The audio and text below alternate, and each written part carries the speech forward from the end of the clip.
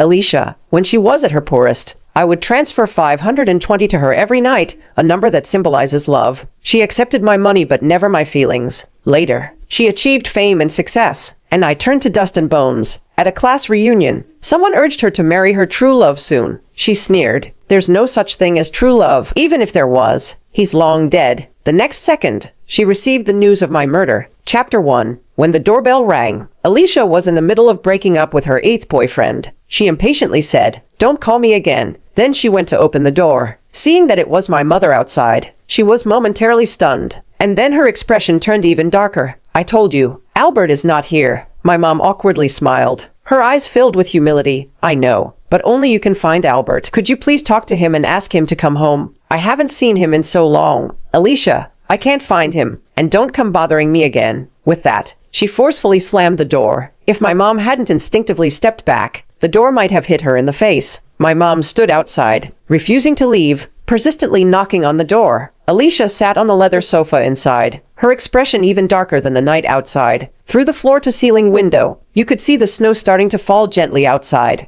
It was also snowing the night I was murdered 3 years ago. Chapter 2. Before I died. I was in the middle of transferring money to Alicia. The robber took my phone and looked through my chat history with Alicia. He mocked me. "A simp. Huh, you've sent her so much money, and she didn't even reply. Might as well have given it to me." I was barely breathing, struggling with my last breath, too weak to argue with him. But I was indeed a simp. I simped for Alicia for 8 months and ended up with nothing. Lost my life. Even if it weren't for trying to surprise her tonight, I wouldn't have taken this shortcut and wouldn't have encountered the robber. After forcing the password out of me, he stabbed me 8 times, each one fatal. In my final moments, I was still worried. How would Alicia manage without money? Chapter 3. My soul slept for more than a year. When I awoke, everything had changed beyond recognition. Alicia had become successful and no longer had to endure my nightly harassment for a ridiculous 520. I followed her around, watching as she changed boyfriends one after another. They were all handsome, at least more handsome than me. I really wanted to ask Alicia, "Did you refuse me before because I wasn't handsome enough?" But she couldn't hear my voice, not even when I called her a heartless woman. I kept wondering when Alicia would finally know that I was dead. Maybe she would never know. Not in this lifetime. If my mom hadn't come looking for her today, she probably wouldn't have thought of me at all. She has an old phone that she always keeps under her pillow, checking it every time she gets up at night to use the bathroom. I've never seen her turn it on, so I have no idea what's stored in it. All I know is that when I was pursuing her 3 years ago, she was still single, but I've heard she had an unforgettable first love. I guess whatever's treasured in that phone must be related to her true love, and has nothing to do with me. Chapter 4. My mom was eventually taken home by my dad. As they walked away, they murmured to each other, "Does she really not know where Albert is?" But Albert liked her so much. How could he not come to find her? Maybe Albert was heartbroken. "You should stop bothering her." "But I really miss Albert. He hasn't come home in 3 years," my mom said, her voice cracking with tears. My dad was also very sad, wiping her tears and reluctantly looking back one last time. As they walked farther and farther away, I couldn't hear what they were saying anymore. I really wanted to go home with them, but I couldn't. Since I woke up, I've only been able to stay close to Alicia, no more than 5 meters away. Any farther, and I can't move. There's an invisible barrier around me, always firmly blocking me. I miss my parents too, but I can only see them briefly when they come to find Alicia. I failed them. Chapter 5. Alicia, besides work and social events, occasionally meets up with old classmates. Most of them are women, with 2 men mixed in. I guess the cool, handsome guy is Alicia's unforgettable first love. The way he looks at her is full of affection. At every reunion, they sit together. In the year I've been following Alicia, I've never seen her get this close to any man. An old classmate teased, "President Lou, when are you going to marry Luis? He's been waiting for you for 3 years. If he waits any longer, he'll be an old bachelor." That's right. Our President Lou is already successful in her career. It's time to find a man to keep her warm. Alicia let them tease her without saying a word, until someone asked, "Isn't President Lou's true love our Luis?"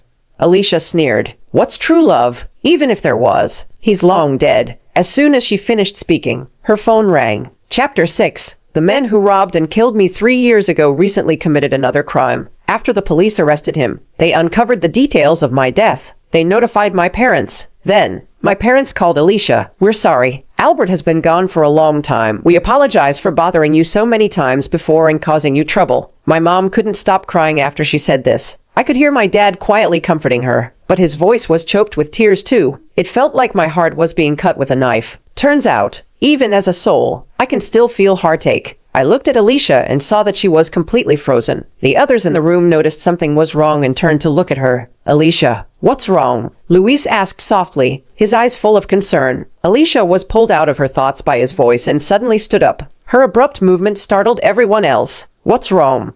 Alicia ignored their questions, didn't even grab her coat, and rushed out the door. Usually, when I follow her, I'm pretty laid back. But today, with her moving so fast, I had no choice but to keep up. At one point, she even bumped into a waiter but didn't even glance back, just kept running. The waiter angrily muttered under his breath, "No manners." I nodded in agreement. Chapter 7. Fortunately, Alicia didn't drink at the party. Southwest she could still drive herself. She usually drives very steadily, but today she was reckless, as if the road belonged to her and everyone else had to get out of the way. When she arrived at my house, my mom was already sobbing uncontrollably, slumped on the couch, and my dad's eyes were red. He's a very strong-willed man. When I was alive, I never saw him so vulnerable. During my rebellious teenage years, I even doubted whether my dad loved me. Why else would he be so harsh with me all the time? But now, seeing him bent over, his expression filled with grief because I'm no longer here, I finally understood that he loved me deeply. Alicia stood in front of them, her voice sounding different than usual, as if she was hiding some emotion. What happened? What about Albert? My mom couldn't bear to hear my name now. She was already heartbroken, and hearing it made her burst into tears again. It was my dad, his voice hoarse and trembling, who explained to Alicia, "This morning, we were called to the police station. They found Albert's remains and have confirmed his identity. Albert, he was killed 3 years ago." When exactly 3 years ago? My dad was too grief-stricken to speak, so he just handed her the items the police had brought back. Alicia quickly took them, carefully reading every word. It was only at this moment that I learned that after I died, the robber used my phone to create the illusion that I was still alive for my parents and Alicia. For a whole 6 months. In his last message to Alicia, he was cruel. "You're such a greedy, lustful woman. It's disgusting. I've found someone obedient. Goodbye." Then he deleted Alicia from my WeChat. So, did Alicia think that I had moved on and found someone else? A thin sheet of paper detailed everything the murderer had done in the 6 months after my death. My parents and Alicia had been completely deceived. Later, the murderer thought enough time had passed, and all the clues were gone. So he threw away my phone and stopped caring. It was only after that my parents reported me missing, but too much time had passed, and the murderer was highly skilled at evading detection. So it wasn't easy for the police to find him. And so, it dragged on for 3 years. Even if you subtract the first 6 months, in the following 2.5 years, Alicia never thought to look for me, not even once. So now, what is this immense grief she's showing in the face of my death? Did she forget that she's already had 8 boyfriends? Chapter 8. And then there's Luis. Just as I thought of him, he called Alicia. "Alicia, where are you? You left your coat behind. Shall I bring it over?" Alicia's voice was cold. "No need. Just keep it for now. I'll get it next time." Luis wanted to say more, but she had already hung up. She then glanced at my parents, as if wanting to say something but holding back. My dad also looked up at her, holding back tears as he slowly said, "We're going to hold a memorial service for Albert in a few days. If you have time, please come to say goodbye to him." Alicia said nothing. My dad added, "We won't keep you any longer. You should go home and rest." With that, he lowered his head again to comfort my mom. The two elderly people leaning on each other made for a very sorrowful scene. I didn't want to leave. I wanted to stay with them, even if they didn't know I was here. So I asked Alicia, "Can you stay a bit longer?" But she had already turned away. "Alicia, don't go." She still couldn't hear me. As the door opened and closed, she was already gone. I tried to stay where I was, but the invisible barrier eventually pulled me out. "Dad, Mom." My voice turned into a faint breeze, brushing past my parents' ears, but they didn't even notice. Alicia went home. Before she even got out of the car, I saw Luis waiting at her door. "Alicia." Luis hurried to meet her. Seeing her pale face, he asked with concern, "What happened? You left so quickly that you forgot your coat." I thought he would hand the coat to Alicia, but he didn't. Clearly, he was waiting for Alicia to invite him in. But Alicia suddenly took out a cigarette, lighting it in front of him. Luis was stunned. I was a bit shocked too, because Alicia doesn't normally smoke, even at social gatherings. Unless she was dealing with someone important and needed to set the right mood, she would rarely touch a cigarette. What was going on today? Was she losing control because of my death? I floated in the air, mocking Alicia. "You ignored me when I was your simp for so long, and now that you know I'm dead, you suddenly love me." She frowned deeply, finishing one cigarette, then irritably pulled out another. At that moment, Luis grabbed her hand. "Alicia, what's going on? You can talk to me after all these years. Don't you know how I feel about you?" Alicia looked up, staring at him without blinking. Were they about to confess their feelings to each other?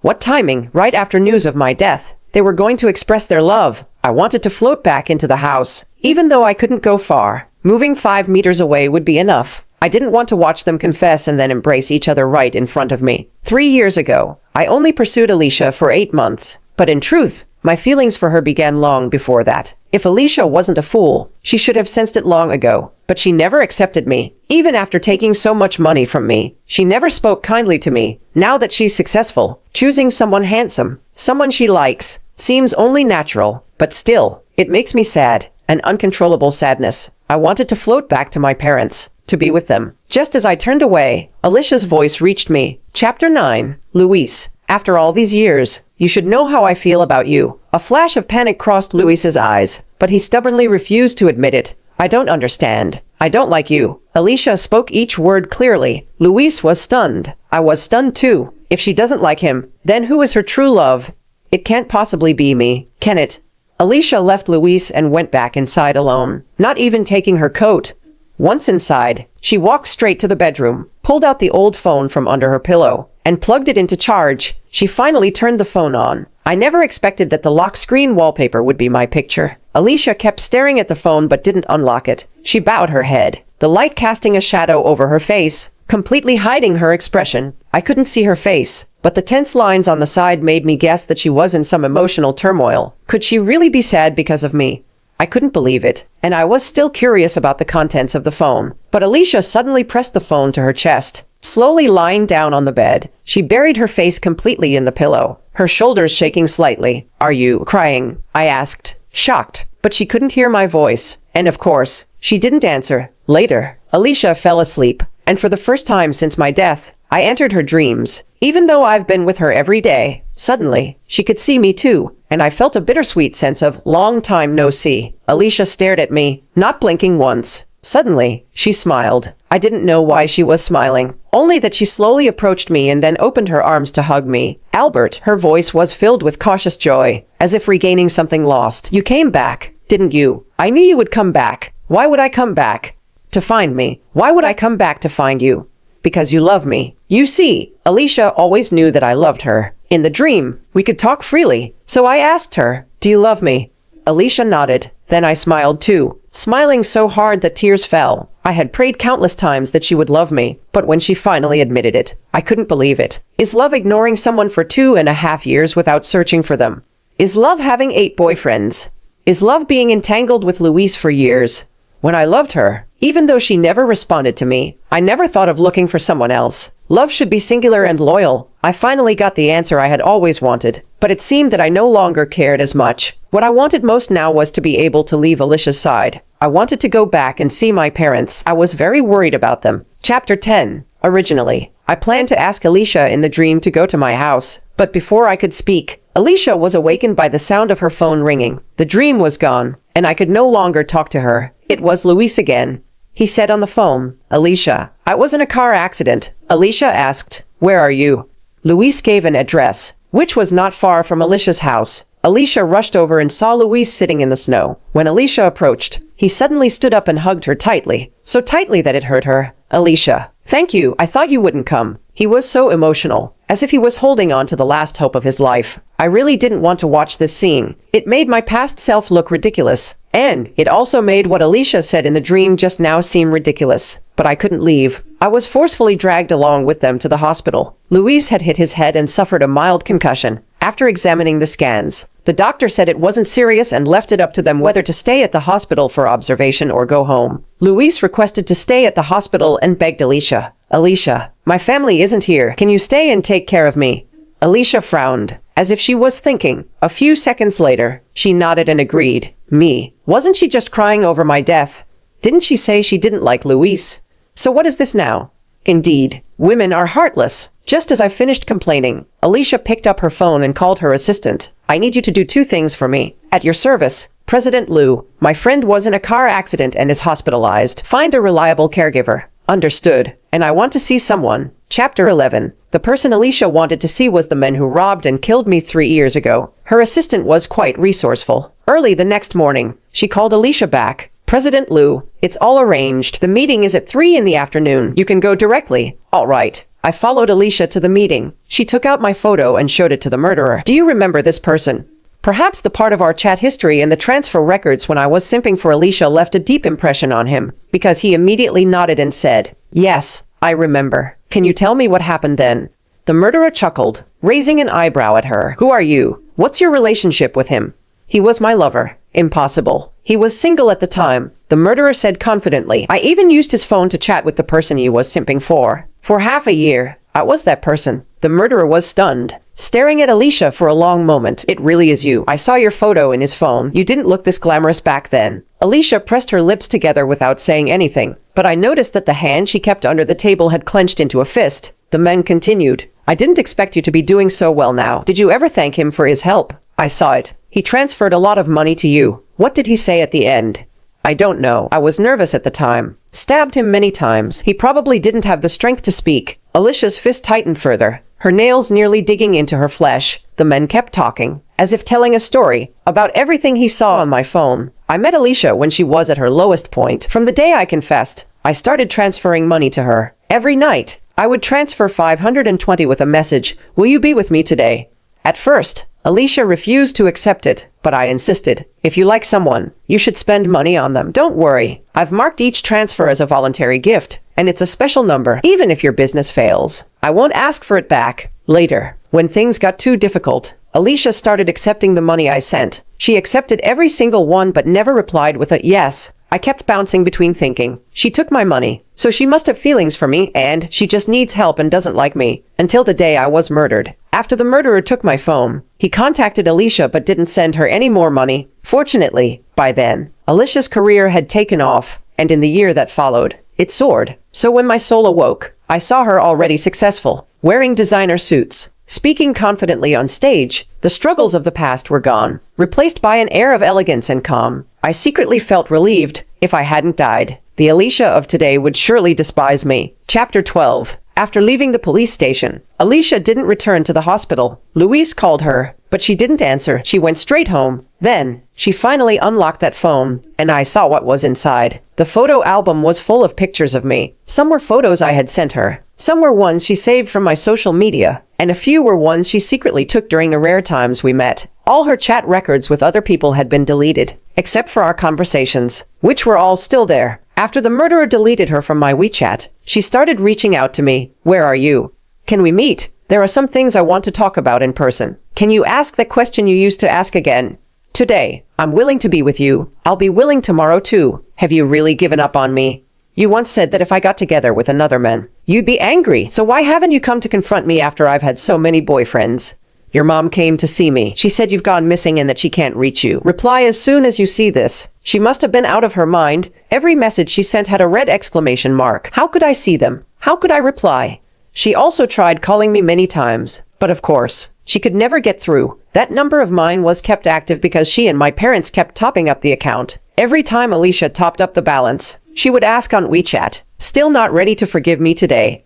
Just like how I used to ask her every night. It was persistent and hopeless. Chapter 13. That night, Alicia didn't sleep at all. She held that phone, sometimes sitting on the bed, sometimes in the living room, and finally on the floor by the window. Outside, the night was vast, the moonlight reflecting off the snow, casting a cold and lonely glow, just like Alicia's mood at that moment. She was an orphan, growing up in an orphanage. She had a painful and dark childhood, bullied by other kids and abused by the director. For her, I was the only person who ever made her feel warmth and love, the one who suddenly appeared in her life and then just as suddenly disappeared. She would rather I stayed missing forever than know I had been murdered. With that last shred of hope shattered, it felt like her whole world had collapsed. "Albert, I miss you so much," she murmured to the moon. Not knowing that I was right beside her, I reached out, mimicking the gesture of pinching her cheek, tilting my head as I called her. "Alicia." She couldn't hear anything. I could say whatever I wanted, with no restraint. Actually, during the time I've spent with you over the past year, I've never been happy. Watching you change boyfriends all the time. I thought you'd long forgotten me. If you liked me so much, why didn't you accept me sooner? If you had been braver back then, would our ending have been different? While I was talking to myself, Alicia suddenly got up and went outside. It had been snowing for the past 2 days, and the ground was covered in a thick layer. She built a snowman. When I floated closer to see it, I realized it looked a lot like me. Alicia then walked around to the back of the snowman and wrote 2 words on its back. True love. She then stood in front of the snowman, staring at it. It was so cold outside, and she wasn't even wearing a coat. I urged her, Alicia, go inside. She didn't move an inch. In the end, she even hugged the snowman. By tomorrow, when the sun comes out, the snowman will slowly melt away, eventually disappearing completely, just like how I completely disappeared from her world. Chapter 14. My parents quickly arranged the memorial service because they wanted to lay me to rest as soon as possible. Alicia went too, but she was stopped at the entrance by my childhood friend Elias. What are you doing here? Elias was furious. Get out. You don't deserve to be here to send Albert off on his last journey. I know. Alicia's voice was hoarse. She hadn't had a chance to say anything more when Elias cut her off with another tirade. Albert liked you so much, even though you never responded to him. He was always sweet whenever he mentioned you. And what happened? He died on his way to see you. Oh, right. I almost forgot. Alicia still didn't know that when I died, I was not only transferring money to her but also on my way to see her, because the next day was her birthday, and she happened to be working late at the office that night. I thought I'd surprise her by celebrating her birthday. Of course, I also had a little ulterior motive. I wanted to be the first to wish her a happy birthday. I mentioned this to Elias before I left, so he always remembered. The murderer also mentioned it at the police station that day, but Alicia, lost in her emotions at the time, probably didn't hear it clearly. Now that she heard it, her expression was as if she'd been struck by lightning. Elias, still unsatisfied, continued to curse her. When Albert was alive, you didn't cherish him. Now that he's dead, you come to his last farewell. Who are you trying to disgust? Albert or his parents? Now get out. If I tell Albert's parents about this, they won't let you in to say goodbye to him. Elias's threat was effective. Alicia indeed didn't intend to go in any further. After all, this was my final journey in the world. If it became ugly because of her, she was afraid it would make me unhappy. Chapter 15. But Alicia didn't leave. She just stood at the entrance of the memorial service. The usually tall, strong, and confident businesswoman looked so thin and fragile standing there alone. My parents had dressed me in my favorite outfit from when I was alive, using it to replace my body. During the final farewell, my mom fainted from crying. I was also deeply saddened. Watching so many people say goodbye to me, there were my relatives, my friends, and they were all crying. I turned to look at Alicia. She wasn't crying. Perhaps she had already let out all her emotions that night after coming back from the police station. So now she was particularly calm. She followed my parents to the hospital, where she ran into Elias again. Haven't you had enough? Albert's parents have suffered enough. They only had one son, and now he's gone because of you. Can't you stop showing up in front of them? Alicia said, I'm sorry, but I may be showing up in front of them quite often from now on. What did you say? I want to take care of them in Albert's place. Elias was taken aback, then immediately sneered. If Albert could visit you in a dream, he'd tell you to stay away from his parents. Even though they hadn't been in touch for the past 2 years, Elias had heard a lot about Alicia's behavior. He absolutely refused to believe that Alicia loved me too. Get out. If I see you again, I'll call the police. Alicia ignored his words and went straight to the hospital room where my parents were. Elias chased after her. Maybe in his haste, he accidentally let some words slip. When my mom heard the phrase, "You caused Albert's death," she sat up in shock. Despite her illness, what are you talking about? Elias quickly withdrew his hand that was pulling on Alicia and tried to cover it up. Nothing. I heard everything. My mom was agitated. What do you mean? Was Albert's death related to her? No. Auntie. Elias didn't know how to explain. In the end, it was Alicia who explained. She recounted all the good things I had done for her, pausing several times, taking deep breaths before continuing. But even after telling the whole story, I didn't hear a single word about her love for me. After hearing everything, my dad was furious and told Alicia to leave immediately. Alicia didn't leave, nor did she offer any more explanations. My mom, sitting on the bed, used the last of her strength to angrily berate her. I remember not long ago, when my mom went to see her, she was humble and cautious. How the tables have turned. Alicia, why don't you tell them you loved me too? Explain to them. Say that you wanted to wait until your business was successful to confess your feelings to me. Say it. She still couldn't hear me, but I felt that even if she could hear me, with her stubborn nature, she wouldn't have opened her mouth to explain. Chapter 16. Alicia started appearing frequently around my parents. For me, this was a good thing, as it allowed me to see my parents more often. But for Alicia, it wasn't so good, because my parents never treated her kindly again. If you really think about it, The murderer was the one truly at fault. Alicia couldn't have predicted that something would happen to me that night. It was an accident, and putting all the blame on her wasn't fair. But my parents were so heartbroken during that time. Holding on to their anger toward her helped them cope and gradually endure the pain. Time is the best medicine. It may not make the scars in our hearts disappear, but it can heal them. I watched as my parents went from breaking down every time they mentioned me to just having red eyes. Later on, my mom would unconsciously call my name, and when there was no response, she'd sigh at the empty air. I forgot. Albert is gone. One time, Alicia happened to be at my house. She was still outside when I floated into the room and witnessed the scene. I broke down right then and there, repeatedly saying, "I'm sorry," in front of my mom. But she couldn't hear me. I wanted so much to tell her that. Even though they didn't approve of me being with Alicia, I knew it was because they didn't want me to suffer. They raised me with such care. How could I not know that they loved me? Originally, I had planned that after celebrating Alicia's birthday that night, if she still didn't want to be with me, I would give up. I couldn't keep making my parents sad. Who would have thought that the turning point would be that very night? Mom, I'm sorry. You brought me into this world, yet I never had the chance to properly repay you. In what should have been your peaceful retirement years, you were instead consumed by tears. I crouched on the ground, crying uncontrollably. My dad opened the door and entered with Alicia. This was the first time since the memorial service that my dad had invited Alicia into the house. He said to Alicia, "Miss Lou, we've seen what you've done these past few days. Some of the things we said at the hospital were spoken in anger." Alicia replied, "I understand. I don't blame you." My dad nodded. "Then please don't come anymore. Seeing you reminds us of Albert. And those memories, they're too painful." Alicia's expression froze slightly, and the light in her eyes dimmed. My mom, standing nearby, sighed silently. The room was deathly quiet. After a long pause, Alicia bowed to my parents and said in a hoarse voice, "All right, I won't disturb you again. Please take care of yourselves." My parents didn't see her out. Strangely, after she left this time, I didn't follow. I stayed in place. Had I finally been unbound from Alicia, could I stay with my parents from now on?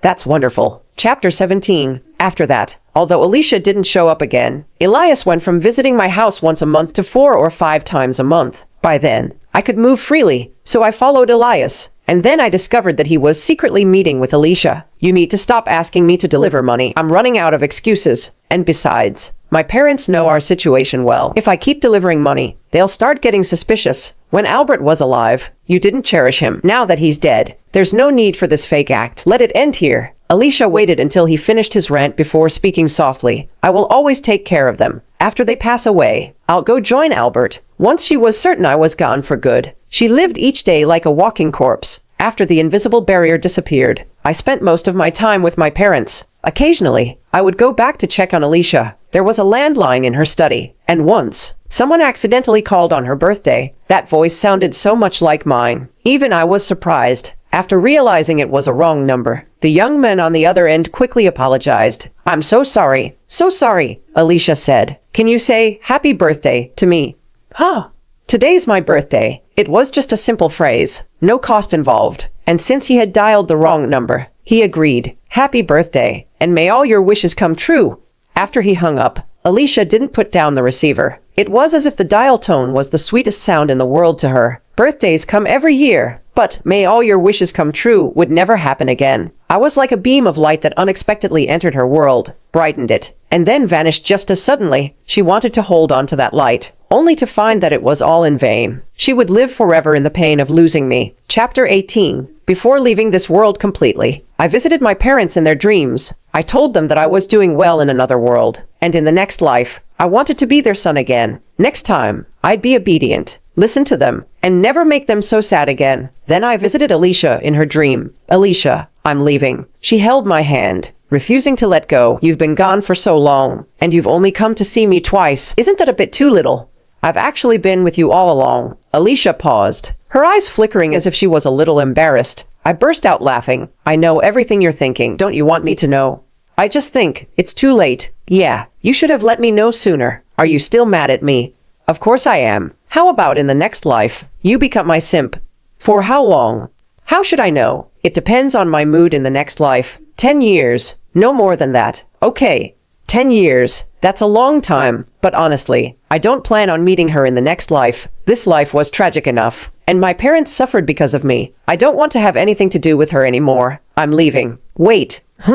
Let me look at you one more time. Don't bother. I'll always be in your heart." Alicia smiled knowingly. You're right. When she woke up, her pillow was wet. Albert, I won't make you wait too long. You have to keep your word too. 3 days later, after arranging all her affairs, Alicia took her own life. She said she was coming to join me, but I had already completely disappeared after saying goodbye to her that day. In the next life, I'll have a beautiful, vibrant life of my own, where I'll never see her again.